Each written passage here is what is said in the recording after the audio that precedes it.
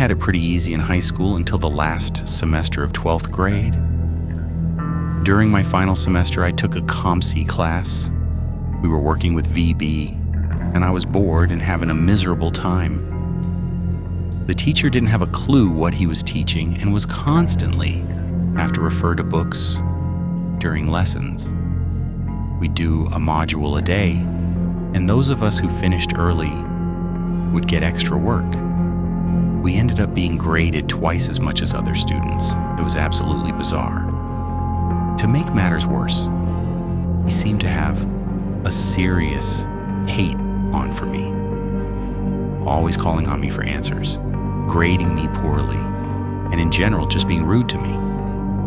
What I know now that I didn't know then is that he had beef with another teacher in the school who was a long time friend of my father's. And what better way to channel your anger than take it out on some kid, right? I ended up missing 3 classes 1 week because I was incredibly ill, the only time I had missed class in all of high school. Despite having a doctor's note, I was removed from the class. He told the principal that I couldn't catch up at this point, and thus couldn't finish. Being removed from the class meant I wouldn't get the 4 credits. I needed 2 more to graduate. This meant I wasn't going to be finishing high school that June and would have to attend summer school. I can't begin to explain how upset I was. So upset I decided I need to take revenge. No 2 wrongs don't make a right, but I was an angry 17-year-old, and I was pissed. By a bizarre series of events, I found myself with a lengthy list of passwords for a variety of websites and vacation photos, all from the personal computer of said teacher. The password doc listed email services, affiliate accounts, instant messaging accounts, etc. The vacation photos included lewd, though not naked, photos of his wife/girlfriend. I blanked out the usernames in the password document and blurred the face in the photo, then printed them out. I slipped them into lockers, left them in the cafeterias, put them in the bathrooms, and left a copy of each on his desk. Nobody else would understand what it meant, but he sure would. For the rest of the semester, he was on sick leave, and we had a substitute who was more than happy to allow me in her class. I graduated. I still don't know what happened with him or the little situation.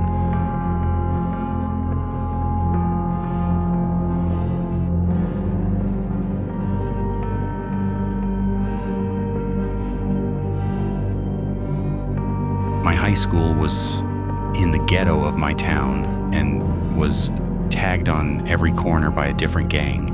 It was also an open campus, meaning anyone could walk or drive through. That area has a big homeless population, and many of them would chase students to their cars and ask for money.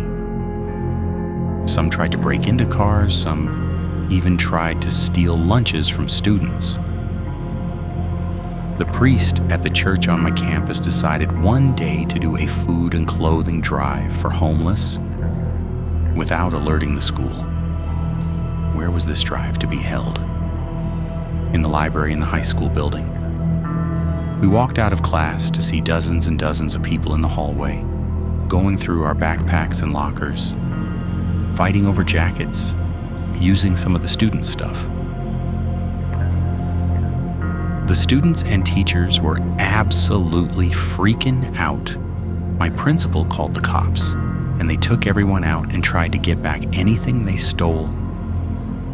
The priest tried to tell cops that it was a food drive, but school staff had no idea about it. We had a rule. Whatever the church does, the school is told about. Whatever the school does, the church is told. This rule was set to avoid situations like that from happening, but that priest broke that rule because he knew the school would never agree to that. We had a surprise active shooter drill where they fired blanks in the halls, and The students full-on thought we were going to die. We had a near-rapist teacher who bragged about wanting to screw with drunk women in his Uber. My high school sucked.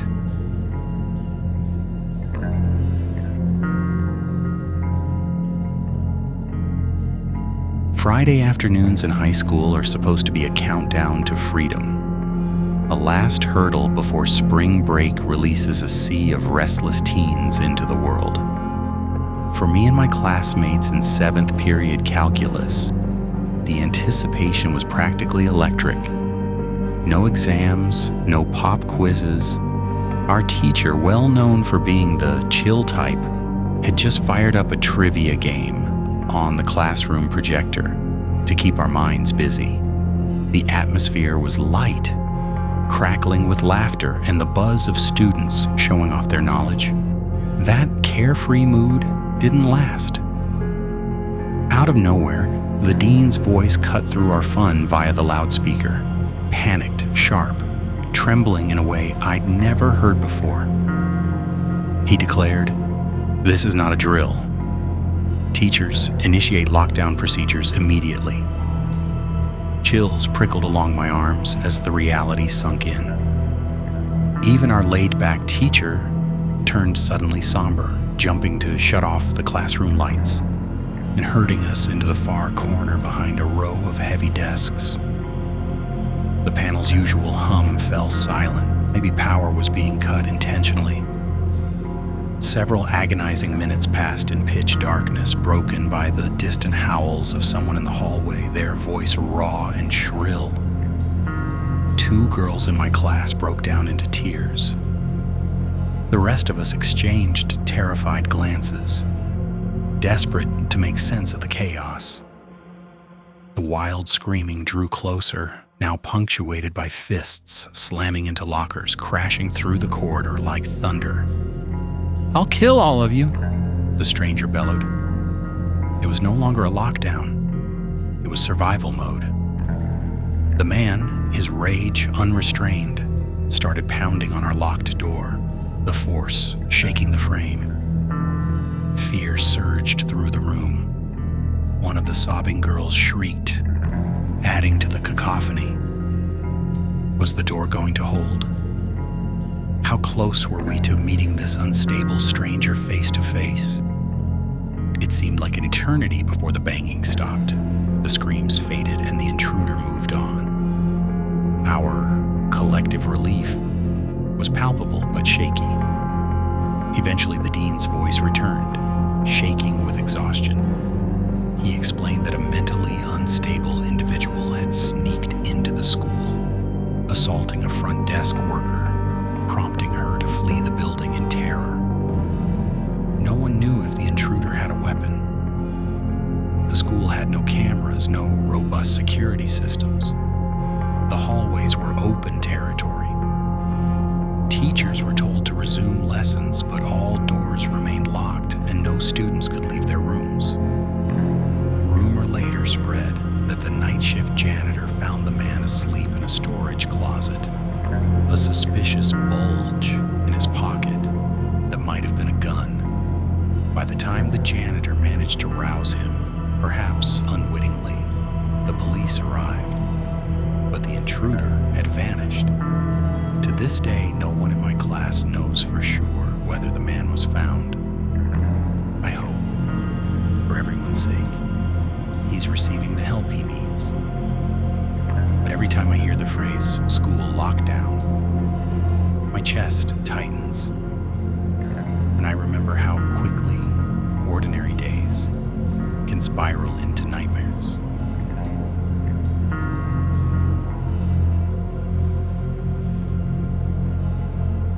Middle school's lunch period is normally a swirl of chatter, laughter, and the clatter of plastic trays. Our cafeteria had a wall of soaring glass windows, letting in light even when the sky was brooding and gray. On the day everything changed, a rainy October morning, I was halfway through my lunch when a series of 4 thunderous booms rattled the building. At first, I thought it was just thunder. the kind that sometimes sent a ripple of excitement through the lunch crowd. But today, panic took hold. Students screamed. Campus security swarmed into the cafeteria, shouting for everyone to move into the multi-purpose room, yanking aside classmates who didn't move quickly enough. Kids waiting to buy their lunch had their food tossed in the trash. They weren't given the chance to pay or eat. Inside the huge multi-purpose room, the atmosphere was anything but comforting. Security officers moved swiftly to cover the glass with heavy curtains, obscuring our view. Adults stood vigilant at every exit. Fear hung heavy in the air. Whispers spread like wildfire with every passing minute. My friend Eric, always curious, got up the nerve to ask what was happening. He returned with a strained expression and news none of us wanted. There's a mentally disturbed man who's barricaded himself in front of his house. He's threatening suicide and violence if the police force him out.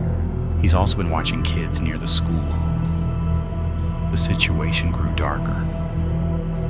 Eric added the man was a known sex offender, the kind of revelation that makes you realize just how vulnerable a school full of children really is.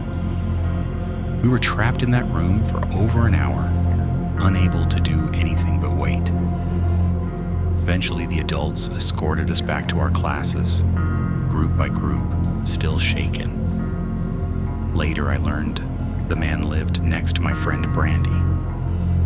She told me about last Halloween, when she'd seen this same man at his window. He'd been cutting his arm, writing messages in his own blood for all to see. Gruesome warnings like, "Don't come here or I'll kill you," smeared across the glass. Back then, they thought it was a Halloween stunt. But after the lockdown, we all knew better. The harrowing events left a mark on everyone. Even after we left the room and tried to resume normal life, the memory of that terrifying lockdown lingered. A reminder that sometimes the real monsters aren't imaginary. They're the ones walking outside, just beyond the school gates.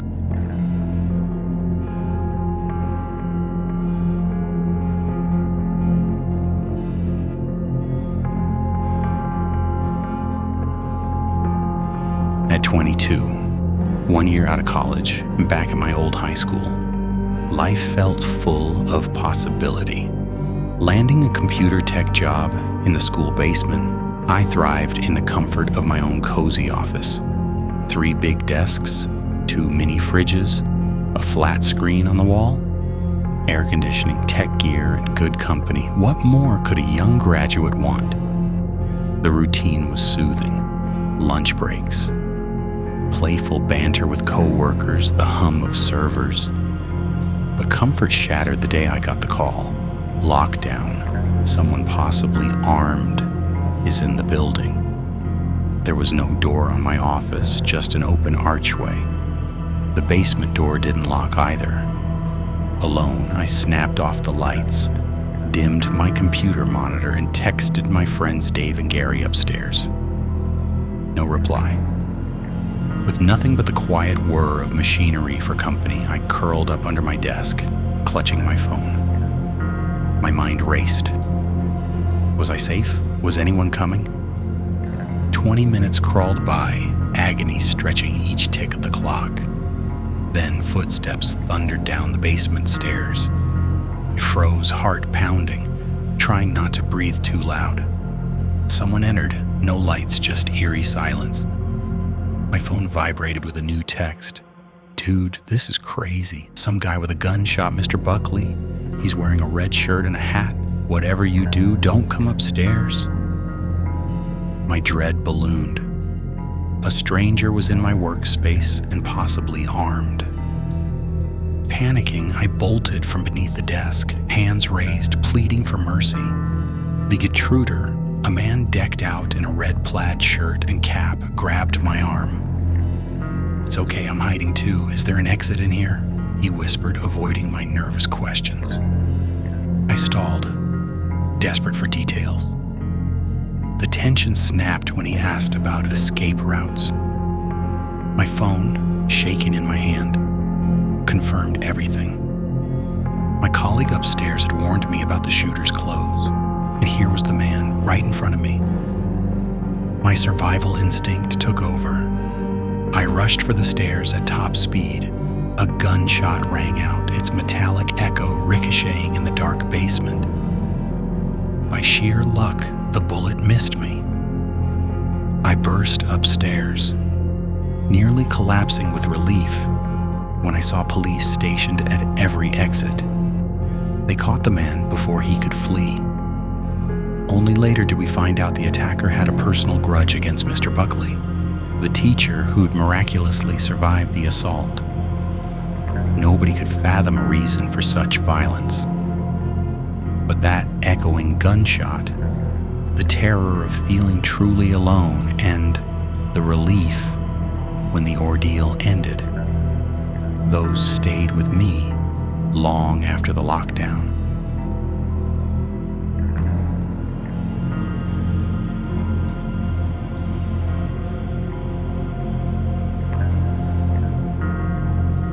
Now remember, keep your lights on and your doors locked. Then subscribe for more horrifying true stories.